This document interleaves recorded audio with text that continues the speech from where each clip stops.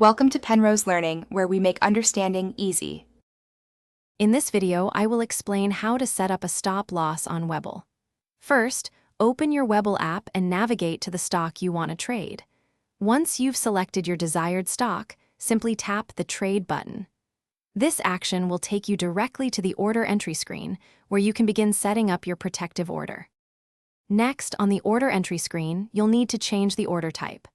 Tap on the current order type, usually limit, and select either stop or stop limit from the options. Then, carefully input your desired stop price. This is the price at which your stop order will be triggered, so choose it wisely to protect your investment.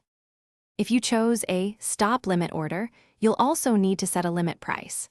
This ensures your shares won't sell below a certain amount once the stop is triggered. After that, enter the quantity of shares you want the stop loss to apply to. Always double-check all your order details to ensure accuracy before moving forward. Finally, choose your time in force, such as day or good till canceled. This determines how long your order remains active. Take a moment to review all the parameters you've set, ensuring everything is correct. Once you're confident, tap the Place Order button to activate your stop loss and help manage your risk effectively. Thanks for watching. If this was helpful, leave a like and consider subscribing. See you next time.